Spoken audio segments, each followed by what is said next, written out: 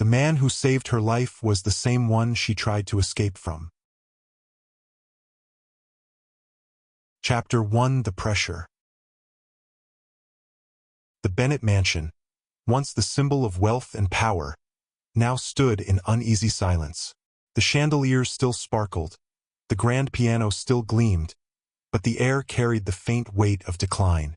Sophia Bennett sat at the edge of the long mahogany dining table, her fingers tracing the carved patterns absent-mindedly. The clinking of her father's glass echoed in the room, a sharp reminder of the conversation she had been avoiding all evening. Edward Bennett's voice was low but firm. "It's settled, Sophia. I have secured a future for this family. You will marry the investor." Sophia lifted her gaze, her chest tightening. The shadows beneath her father's eyes told her everything. He was desperate, his empire crumbling piece by piece. But still, the words felt like shackles. "Marry him," Sophia whispered, her voice trembling. "I don't even know who he is." Edward set his glass down with a controlled thud. "You don't need to know. What matters is that he is powerful, wealthy, and willing. This marriage is not about love, Sophia. It's about survival." The fire in the hearth flickered, casting his face in hardened light. For a moment, Sophia thought she saw not just her father, but a man drowning, clawing for air. Yet his desperation felt like a prison for her. Her heart pounded. A faceless man, perhaps old, cruel, or worse, waiting at the end of this bargain. A stranger who would own her future. She pushed back from the table, the chair scraping against marble. "No," she said under her breath. "I can't do this." But Edward didn't hear her, or maybe he chose not to. His phone buzzed, and he turned away, already consumed by another crisis. Sophia's throat tightened. Her world was shrinking, collapsing under decisions she never made. She had to breathe. She had to run. The night air greeted her like a secret ally as she slipped out the side door. The city stretched before her, its lights shimmering like scattered stars. She pulled her coat tighter, the chill biting her skin. Her footsteps echoed on the empty street. The further she walked, the lighter her chest felt. The mansion, with all its suffocating expectations, faded into the distance. She stopped at a small park near the edge of the city. The iron benches glistened with dew, and the fountain trickled quietly in the dark. Sophia sat down, wrapping her arms around herself. "I just want to be free," she whispered into the night. Her voice cracked, but in the quiet stillness, it felt like a vow. For the first time in weeks, she closed her eyes and let herself dream, not of investors or boardrooms, but of a life chosen by her own heart. Yet fate, watching quietly from the shadows, was already preparing the next twist. Chapter 2: The Accident. The night was quiet, the city breathing slowly as Sophia wandered further from the mansion. Her thoughts tangled, her father's words, the faceless stranger she was meant to marry, the crushing weight of duty. She didn't notice the headlights until they blazed across her vision. A sleek black car roared around the corner. Sophia froze, her body refusing to move. Tires screeched, the smell of burning rubber filled the air, and she stumbled backward, collapsing onto her knees. Pain flared as her skin scraped against the rough pavement. Her breath hitched. The car halted just inches from her. The passenger door swung open and a man rushed out. "Are you all right?" His voice was sharp with urgency, but beneath it was something deeper: concern. Sophia tried to push herself up, but her legs trembled. She looked up into the face of Nicholas Harrington. His dark suit was immaculate, his tie loosened just enough to make him look effortlessly powerful. His sharp features softened as he knelt beside her, his eyes locking onto hers. "I am fine," Sophia stammered, brushing her scraped palms against her coat. She winced, the sting betraying her lie. Nick didn't believe her. With one swift motion, he slipped an arm beneath her knees and another around her back, lifting her off the ground as if she weighed nothing. "Put me down," Sophia demanded, her fists pressing against his chest. "I said I'm fine." But her resistance faltered. His scent, clean, sharp, with the faint warmth of cedarwood, enveloped her. His heartbeat was steady against her cheek, infuriatingly calm compared to her own racing pulse. "You're bleeding," Nick said simply, his voice low, steady, leaving no room for argument. "You need to be checked." The driver, David Miller, glanced back nervously from the driver's seat. "Where to, sir?" Nick slid into the car with Sophia still in his arms. His grip was unyielding yet strangely gentle. Without hesitation, he answered, "To the hospital." Sophia's eyes widened. "No, please don't. It's just a scratch. I can take care of myself." Nick looked down at her, his gaze steady, unreadable. "You're shaking. Don't argue." Sophia turned her face away, staring out the tinted window as the car pulled forward. The city lights streaked past, blurred by the tears she refused to let fall. Her chest tightened not just from fear, but from something else. Something she couldn't name. She hated the way she felt in his arms, safe, even as every instinct told her to resist him. And yet, for the first time that night, she wasn't thinking about the man her father had chosen for her.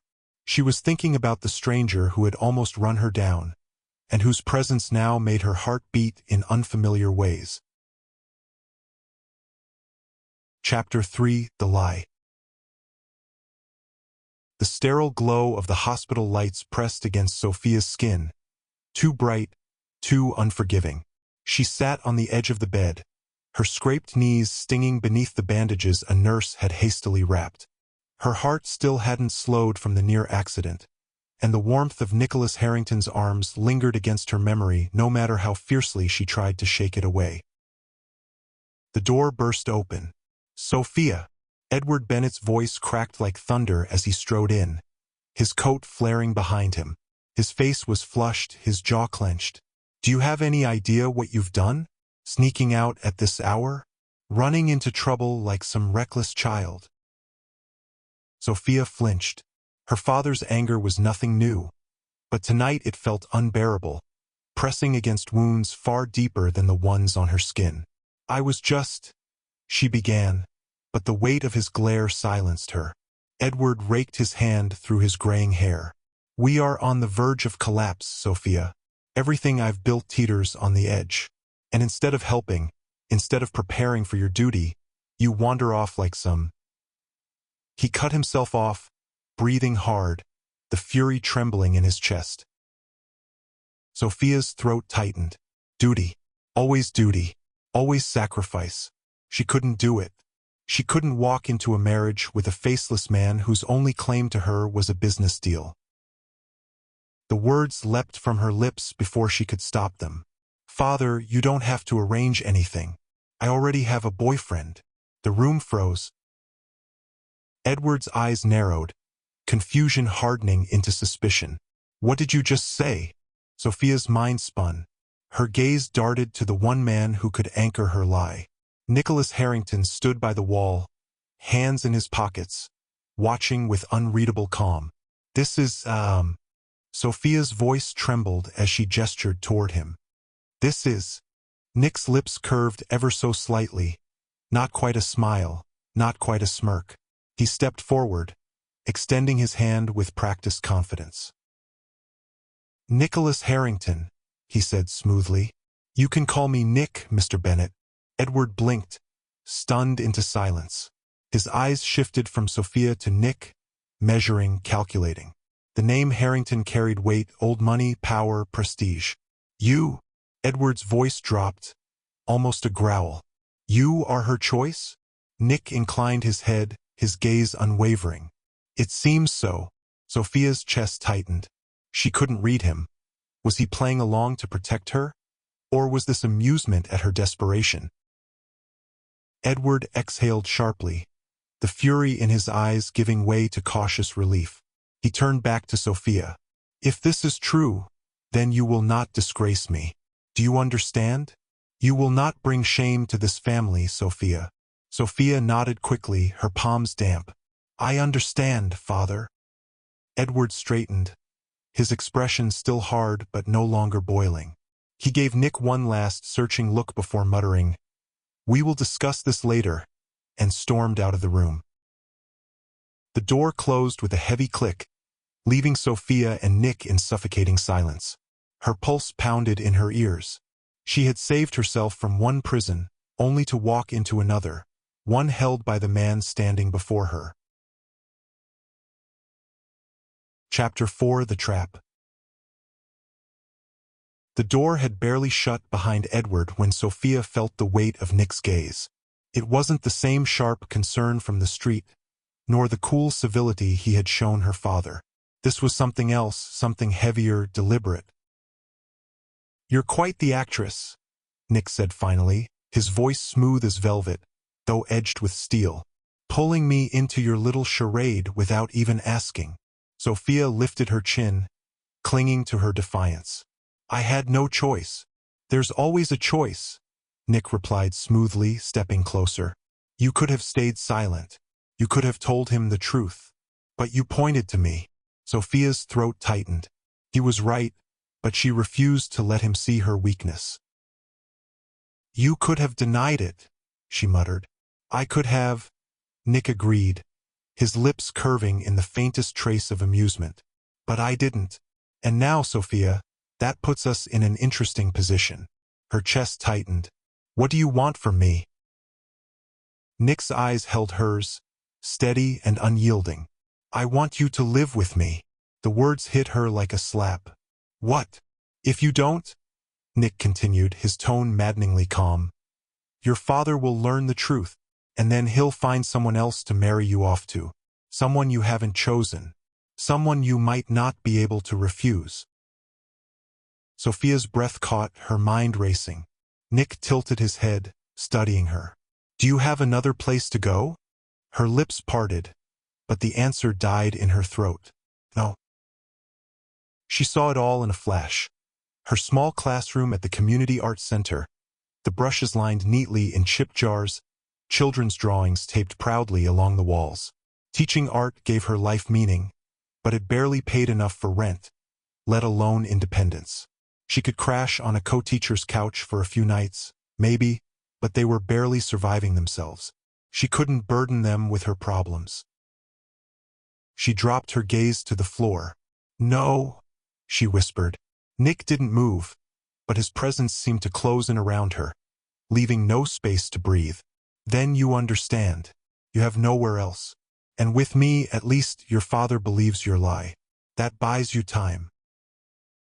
Sophia's fists clenched in her lap, every muscle in her body screaming against the trap she had set for herself. "I don't trust you," she said bitterly. Nick's reply was steady, almost gentle, but laced with certainty. "You don't need to. You just need to stay. Don't worry. I have nothing bad to do with you." Sophia turned her face away, her heart pounding. She hated his calmness, hated the way he was right, hated the cage she had built with her own desperate words. And yet she had no answer. No escape. Chapter 5: Living Together. Nick's house towered above the city like a silent sentinel, its walls of glass catching the pale glow of the moon.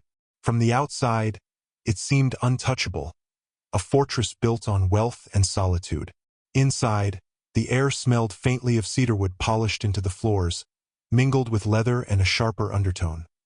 His cologne, clinging to the space as if the house itself carried his mark. The marble floors gleamed beneath the soft wash of recessed lights. Everything was sleek, deliberate, modern. No clutter, no warmth. Just order. Just silence. Sophia stood in the entryway, her small overnight bag hanging limply at her side. Her scuffed shoes looked embarrassingly out of place against the polished stone. The vastness of the house seemed to swallow her whole, as though she had stepped into another world, one she had no right to enter. Nick loosened his tie as he moved into the living room, his presence filling the house as naturally as light filled the glass walls. He glanced back, his tone calm, measured. I can have your things picked up from your house, he said, as if the decision were trivial. Or I can buy you new clothes. Just say so. Sophia's fingers tightened around the strap of her bag. How can I trust you? I don't even know anything about you. He stopped at the base of the sweeping staircase, resting one hand on the polished banister. His eyes locked with hers. Cool, steady, unreadable. And yet you're here, he said. Her chest tightened. Silence swelled between them, stretching taut until she could hear her own heartbeat. Why the hell am I even here? Nick's voice broke the silence, low and even. For starters, I'm 30 years old. I own several tech businesses. I don't have siblings. His tone was blunt, as if reciting a fact sheet, but there was a flicker of sincerity beneath it, as though he knew she needed something solid to hold on to. Sophia blinked. She had expected arrogance, maybe a smirk. Instead, he had given her plain, unembellished truth. He showed her to the guest room. The door opened to reveal a space that was almost too perfect. A king-sized bed with crisp white sheets, a soft rug sinking beneath her tired feet, and a wide window that stretched across the wall, overlooking the glittering city. It's yours, Nick said simply. You'll have your privacy here. His cologne lingered faintly in the hallway as he left, and Sophia stood in the stillness, the city lights painting her skin silver.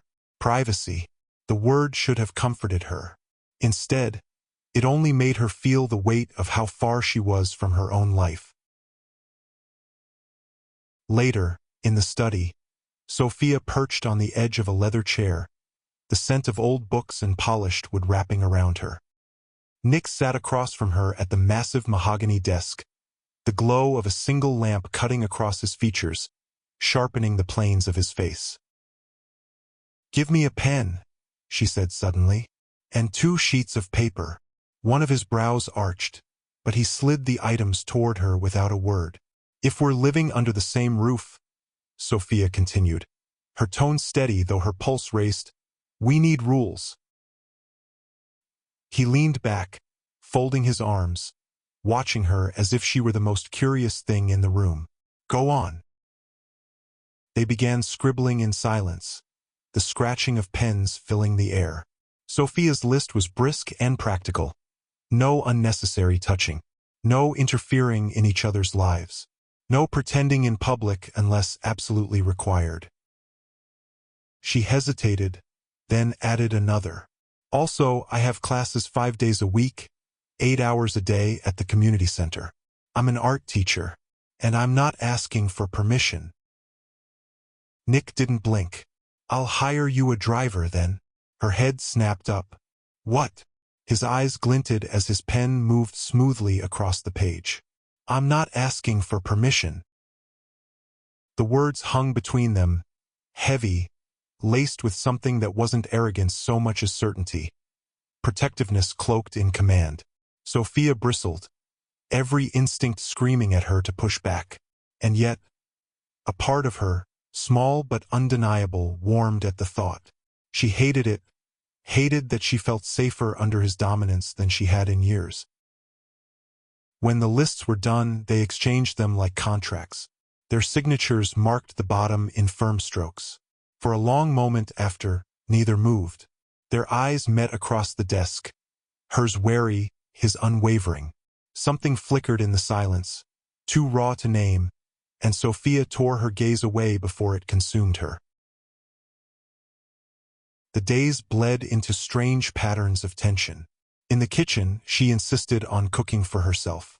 "I don't need your staff preparing every meal for me," she muttered, tying an apron tightly. Nick leaned against the counter, watching her. "Suit yourself." When he reached for a knife to help, she slapped his hand away. "Don't touch that." For a moment, surprise registered on his face. Then the faintest smile curved his lips. It was fleeting, but it left her breathless. At night, their arguments stretched long. She accused him of arrogance. He accused her of stubborn pride. Their words sparked until laughter broke through unexpectedly, fragile but real. And then there were the quiet details she couldn't ignore. Nick asleep at his desk, his face softened by exhaustion. Nick pausing at her door some nights, as if making sure she was safe before walking away. Little moments she noticed but never spoke aloud. One evening, Sophia stood by the wide glass window in the living room. The city spread out before her like a tapestry of golden light. Her reflection shimmered against the glass, fragile, ghost-like. She heard him before she saw him, the quiet rhythm of his footsteps, the subtle shift in the air as he entered. Nick stopped close enough that she could feel him, his warmth, the brush of his cologne wrapping around her senses. He didn't touch her, but his presence was overwhelming, like gravity pulling her in. For a long time, neither spoke. "This house doesn't feel real," she whispered at last. "It's beautiful, but it's cold. Empty." Nick's voice was softer than she had ever heard it. "It felt the same to me, until you walked in." Her breath caught. She turned just slightly, catching his eyes in the reflection of the glass. "Don't say things like that," she murmured. "Why not?" His voice was low, steady, almost tender. "It's the truth." The silence stretched, heavy, trembling with something unspoken. Her heart thudded painfully in her chest, betraying her. She hated that she wanted to lean closer, hated that every part of her longed to close the space between them. Nick shifted, his hand lifting to rest against the glass beside hers. So close their fingers nearly touched through the reflection. Sophia's lips parted, though no words came. Her pulse raced, her knees weak. And for the first time, she realized she wasn't afraid of him anymore. What terrified her now was herself, because she wanted him. Chapter 6: Sweet Tension. The days slipped into a rhythm Sophia hadn't expected. At first, she had imagined life with Nicholas Harrington would be cold, suffocating, a gilded cage. Instead, it was something far more dangerous. It was disarming. Nick wasn't loud with his presence. He wasn't boastful or overbearing. Instead, he appeared in the small moments, filling the silences in ways she never realized she craved.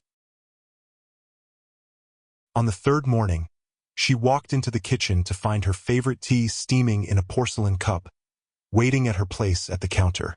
She frowned, lifting it suspiciously. "I didn't tell anyone I drink this," she said. Nick, seated across the room with his laptop, glanced up briefly. "You didn't have to."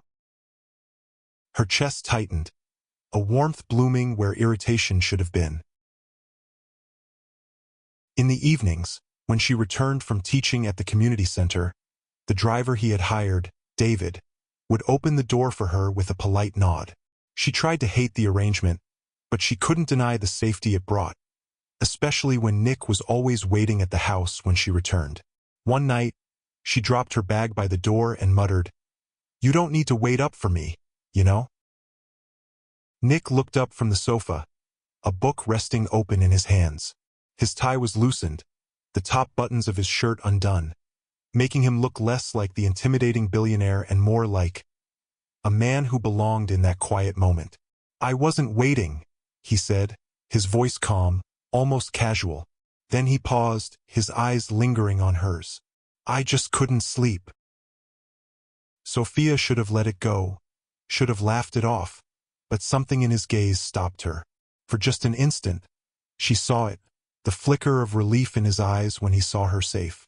It made her throat tighten and her heart ache with a question she couldn't bring herself to ask.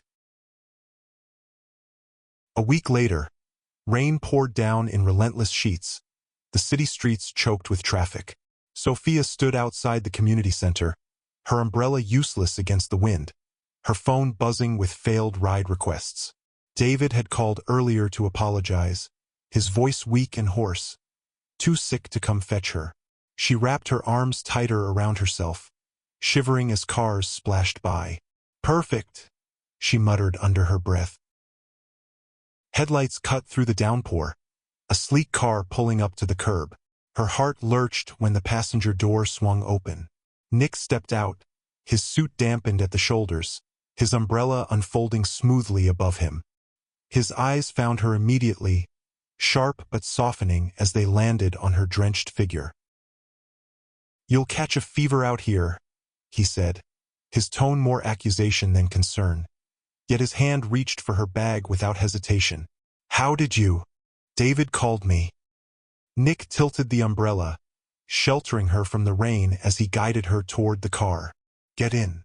Sophia hesitated, stubbornness rising, but the warmth of his hand at her back made her legs move before her mind could protest. Inside the car, the leather smelled faintly of cedar and rain, and the sudden quiet wrapped around them like a cocoon.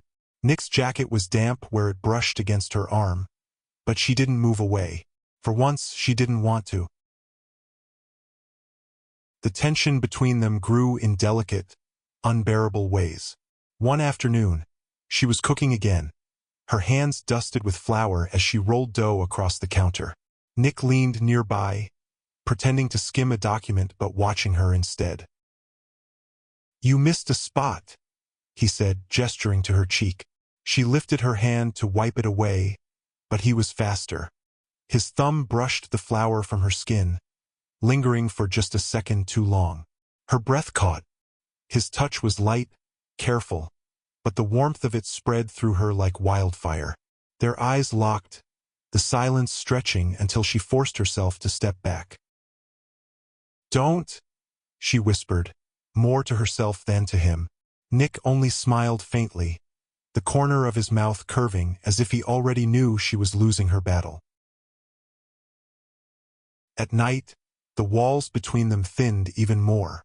One evening, as a storm rattled against the glass walls, the power flickered out. Sophia startled, clutching the blanket around her shoulders. Before she could fumble for her phone, a soft glow lit the room. Nick, holding a lantern from somewhere deep in the house. "Relax," he murmured, setting it on the table. "I've got you." She wanted to argue, to say she didn't need him, but the truth was, she liked the steadiness in his voice, liked the way his presence dulled the sharp edges of the storm. They ended up on the sofa, sitting too close for comfort, the lantern casting shadows across his face. The silence between them hummed with something electric. She shifted, her knee brushing his, and neither of them moved away. Her heart thudded painfully. She wanted to lean in, wanted to know what it felt like to taste the lips of a man who made her feel safe and unsteady all at once. Nick's gaze dropped to her mouth for the briefest second before he pulled back, exhaling as if restraining himself. "Not yet," he whispered. The words both relieved her and broke her in half. And yet, Sophia found herself missing him when he wasn't near. When he disappeared into meetings for hours, she caught herself glancing at the clock, wondering when he would return. When she worked late at the art center, she sometimes reached into her pocket for her phone, tempted to text him, just to know he was still awake. Terrified her. Because somewhere between their written rules and the flower on her cheek, she had stopped thinking of him as her captor and started thinking of him as something else entirely. But shadows began to creep in at the edges of their fragile bond. She overheard hushed conversations on his phone. His tone clipped whenever her father's name slipped from his lips, a secret connection she wasn't meant to know. And once, as she passed by the foyer, she heard the faint murmur of two staff members whispering when they thought she couldn't hear. A name cut through the air like a blade, Veronica Chase. Sophia didn't know who she was, but the way they said the name, soft, reverent, tinged with caution, made her chest tighten with unease. That night, she lay awake staring at the ceiling, her heart caught between yearning and fear. She was falling for Nicholas Harrington, and she didn't know if it would save her or destroy her. Chapter 7: The Return of the Ex. 3 months had passed since Sophia first stepped into Nicholas Harrington's house. What once felt like an endless, echoing palace now held the faint imprint of her presence. Her brushes in the bathroom, her books stacked by the window seat, her favorite tea neatly stored in the kitchen. The staff had softened toward her, and even David greeted her with a warmth reserved for family. But it was Nick who unsettled her most. He was steady, thoughtful, impossibly patient, and yet, still an enigma. Her feelings for him grew heavier each day, like raindrops filling a glass too fragile to hold the weight. It was a Friday evening when the glass shattered. Sophia was returning from the community center, rain dripping from her umbrella, when she stepped into the foyer and froze. A woman stood there, tall, elegant, draped in a scarlet dress that clung to her like it had been sewn onto her skin. Her hair gleamed under the chandelier, her lips painted the kind of red that could draw blood. She turned at the sound of Sophia's footsteps, eyes narrowing with practiced precision. Veronica Chase. Nick appeared from the living room, his posture stiff. Veronica! His tone was clipped, a warning laced in her name. Sophia's breath caught. Veronica, the name she'd overheard whispered by the staff weeks ago. The name that had haunted her thoughts. The woman smiled, the curve of her mouth sharp. Hello, Nicholas. Still playing the cold bachelor, I see. Or perhaps.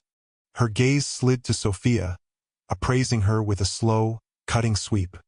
Not so cold after all. Sophia stiffened, clutching the strap of her bag. Dinner that night was unbearable. Veronica invited herself to stay, sliding into a chair with the ease of someone who had done it 100 times before. She laughed too loudly, her hand brushing Nick's arm too familiarly, and though Nick remained distant, Sophia couldn't shake the knot of dread tightening in her chest. When she finally excused herself, Veronica followed her into the hallway. The sound of her heels echoed against the marble as she closed the distance between them. You must be Sophia, she said smoothly, her smile all venom. I can see why Nicholas is entertained. You're different. Sophia frowned. Different? Yes. Veronica's gaze swept over her plain dress, her ink-stained fingers from a long day of teaching art. Different from the women he usually keeps. But then again, she leaned closer, her perfume a suffocating cloud of roses and smoke. You're just a stand-in, aren't you? Someone to fill the space until he comes to his senses. The words struck like a whip. Sophia tried to steady her breathing, but her chest ached. I don't know what you think you know about us. Veronica's smile widened, cruel and beautiful. I was with him for 5 years. 5. You think you can replace that with a few months of stolen glances and awkward dinners? Sophia's throat burned. The weight of insecurity, of doubt, pressed down until she could hardly breathe. That night, Sophia packed a small bag. She couldn't bear the thought of facing Nick, of asking for reassurance he might not give. When David offered to drive her, she shook her head. No, not tonight. I'll go alone. She returned to her father's house, her heart heavier than when she had first left it months ago. Chapter 8: The Betrayal.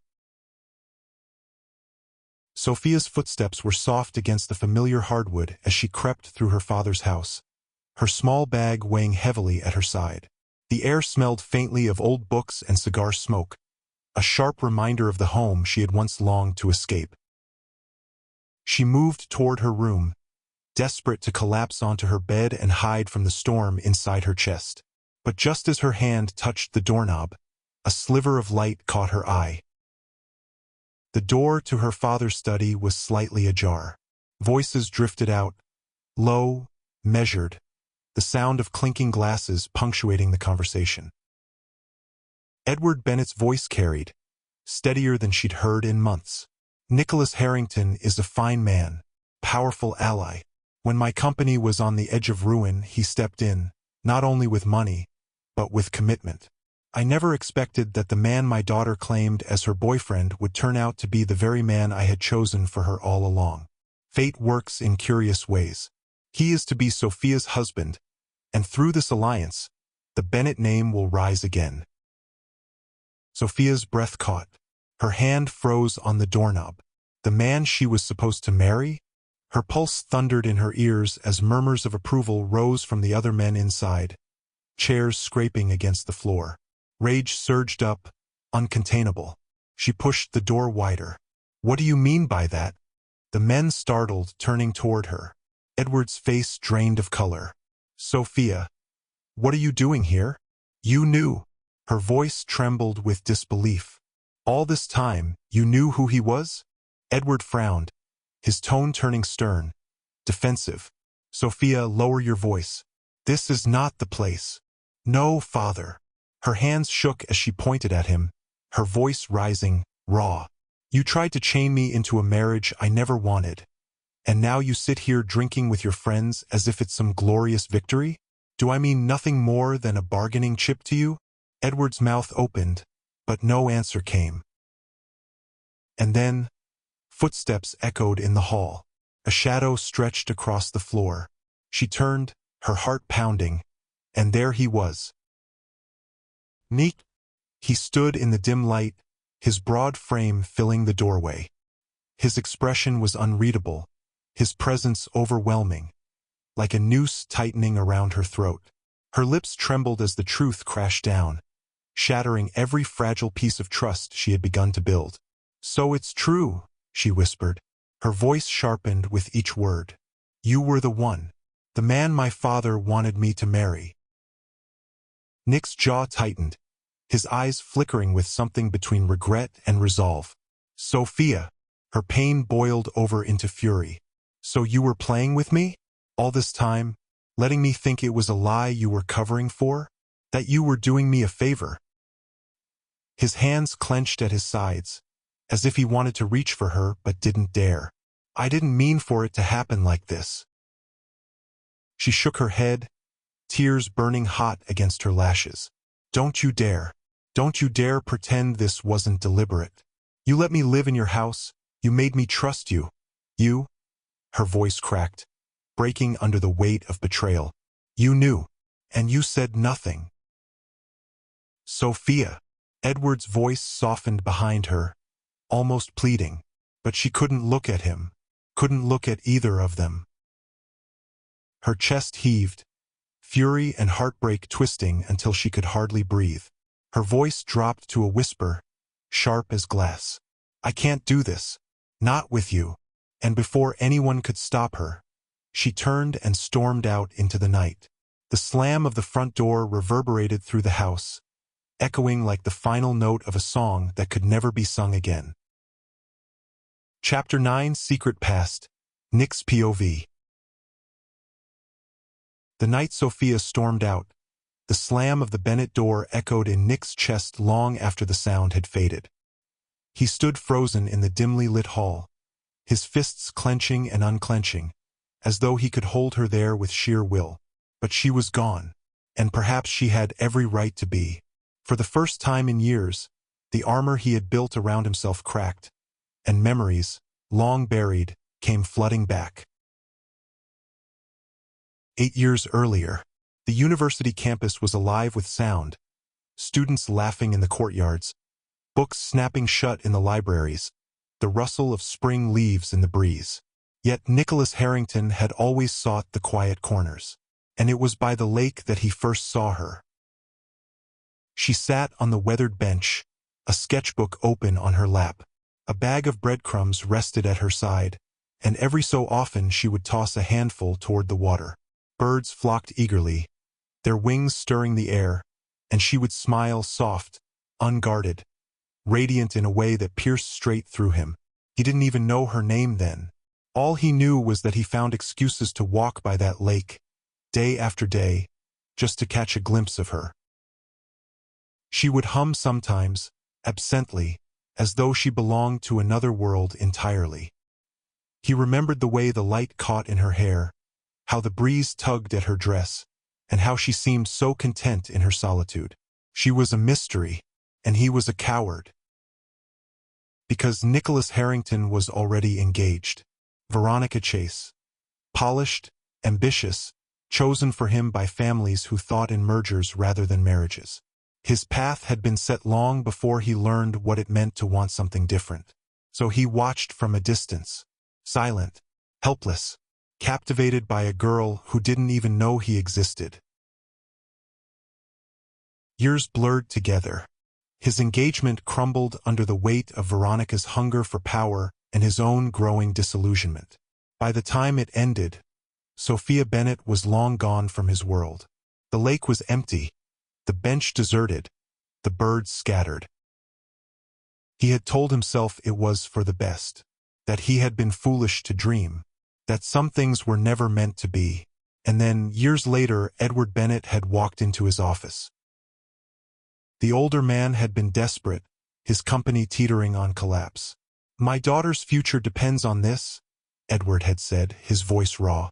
"If you can save us, I will give you what I have left, her hand in marriage." Nick hadn't agreed immediately. In fact, he had nearly refused. Until Edward spoke her name, Sophia. The world had tilted then, and everything that had once seemed lost suddenly stood before him again. He had told himself it was fate, that after 8 years he had been given a second chance. But fate had a cruel sense of humor. Because now Sophia hated him. Nick closed his eyes, leaning back against the Bennett wall as the memory faded. He could still see her by that lake, hear her soft laugh carried by the breeze. He had loved her before he even knew her name, and he feared he had lost her now that she finally did. Chapter 10: The Redemption. The night air was sharp against Nicholas Harrington's skin as he ran, his polished shoes striking the pavement harder than they ever had in his life. He didn't care about the rain soaking his clothes, or the curious stares of passers-by. He had only one thought, one truth clawing at his chest like fire: Sophia. At the Bennett estate, Sophia stood in the garden, her arms wrapped tightly around herself. Her eyes were swollen from tears she swore she wouldn't shed. The moonlight silvered her hair, casting her in fragile light. When she heard footsteps behind her, she didn't need to turn. She knew who it was. "Go away, Nick," she whispered, her voice ragged. But he didn't. He came closer, the sound of his breathing uneven, unguarded. "I can't," he said. "Not when you're hurting because of me." She spun on him, her eyes blazing with fury and pain. "Because of you? Because of you, Nicholas? I don't know what's real anymore. You lied to me, you let me believe I had a choice, when all along you were the very man I was supposed to marry. How can I trust a word out of your mouth?" Nick flinched but didn't retreat. Instead, he stepped closer, his voice raw. "Because I never wanted to trap you. I only wanted a reason to stay by your side. Because I love you." Sophia laughed bitterly, the sound breaking into a sob. "Love? Do you think I'll believe you after all this? After you kept me in the dark? After you let me fall for you, while you carried a secret like a knife to my back?" Nick's voice cracked as he pleaded. "Believe me, Sophia, because 8 years ago I already fell in love with you. Long before your father ever came to me. Long before I had anything to offer you but my heart." Her breath caught, her defiance faltering. 8 years ago? He nodded, his eyes burning with the memory. "By the lake at our university. You sat there, sketching, feeding birds, and I couldn't look away. I was a coward then, trapped in a life I didn't choose. I couldn't come to you, and when I lost you, I thought it was forever. Until fate put your father in my office, and I heard your name again." Sophia pressed her hand to her chest, torn between anger and something far more dangerous. Hope. Her voice trembled. "And Veronica? What was she to you?" Nick shook his head fiercely, stepping closer still. "She's nothing but a shadow, a mistake I outgrew. She's part of my past, Sophia. You—" His hand reached out, but stopped inches from hers, trembling with restraint. "You are my present, and my future." Her lips quivered, her tears spilling freely now. "Why didn't you just tell me?" "Because I was afraid," he admitted, his voice breaking. Afraid you'd run before I had the chance to prove myself. Afraid you'd never believe me if I told you I'd loved you long before this marriage, this deal, this mess. But the truth is, I would burn it all. The money, the company, the contracts, if it meant keeping you. Sophia's heart slammed against her ribs, the storm inside her slowly giving way to something fragile, trembling, but real. She searched his face, the sincerity in his eyes, the raw edge in his voice, the desperation of a man stripped bare. For the first time, she believed him. Her voice was barely a whisper. "You're a fool, Nicholas Harrington." Nick gave a broken laugh, relief rushing through him. "Only for you." And before either could say another word, Sophia closed the distance. She gripped the lapel of his soaked jacket, pulled him down, and pressed her lips to his. The kiss was not gentle. It was fierce, desperate, a clash of pain and forgiveness, of love buried and love reborn. His arms wrapped around her, pulling her in as though he would never let her go again. When they broke apart, foreheads pressed together, Sophia whispered through her tears, "No more secrets, no more lies." Nick nodded, his breath shuddering. "No more lies, only us, only choice."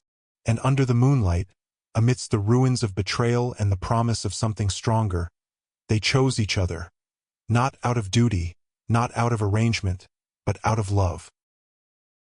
Their story closed with a kiss that tasted of redemption, and a beginning that was entirely theirs.